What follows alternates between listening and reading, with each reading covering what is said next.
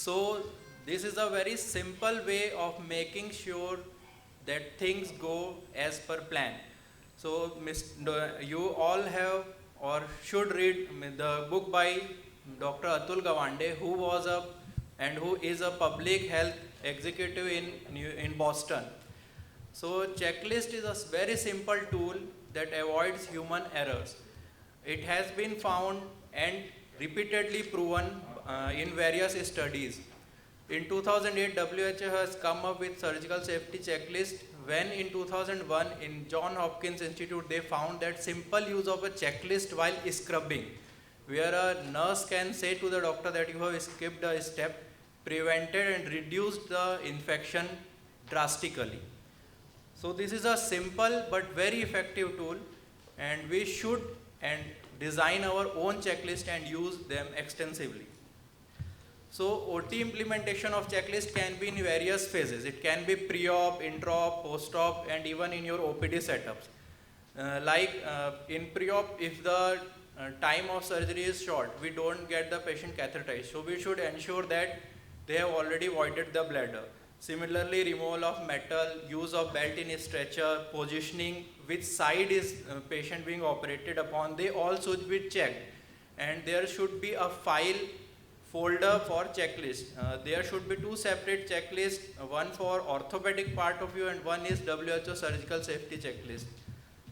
Similarly, pre-op checklist should also include OT maintenance checklist, whether lights is working or not, whether cautery is functional, whether suction is operating, whether generator backup is there or not. This avoids end movement hocus pocus.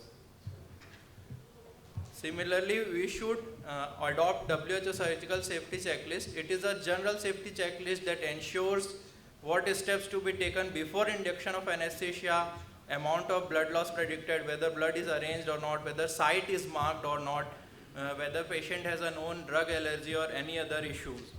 Similarly, before skin incision is started, the surgeon should check with his teammates if there is any issue. He should check with the anesthetist before making the incision.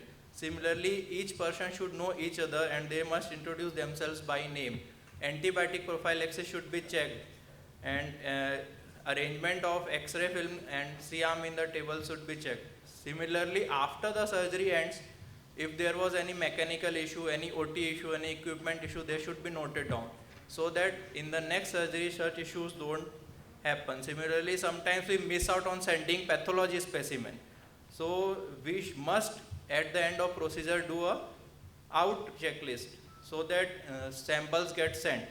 If there was any issue or any key concerns for the recovery of patient, they should be addressed. Treatment charge should be given. This is a general surgical safety checklist which every surgeon, whether orthopedic surgeon or not, should follow. Similarly, there should be checklist for each procedure and that should be filed. Checklist can be in different formats. They can be tickable, they cannot be tickable. I personally don't prefer a tickable checklist, but you must not copy others' checklist, but make your own for each and separate procedure. One checklist is a one-time effort and it will last you forever. For example, recently I did this case for calcaneum screw fixation over a big type tongue fracture. So their position of the patient has to be lateral. So first we have to check whether side is the same, will be the C-arm position. So once you have set it, then there will be no issues for next similar cases. Like I used to prefer lateral position and keep the limb out of the table. So this instruction is for you also to check and for your OT assistant to check.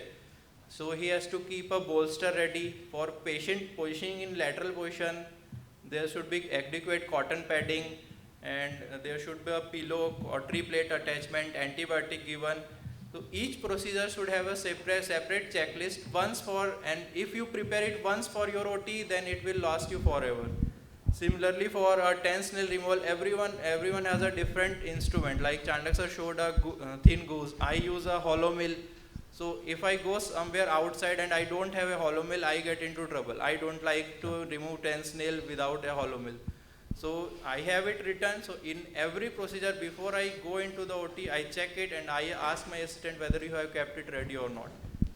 So I will keep it short as we are already short of time. So if you need any checklist or suggestion, please give it to me by mail, and this is my mail ID. I would welcome your suggestions, and also if you want any checklist of mine, you please write to me. Thank you, Thank you Harjot. very much.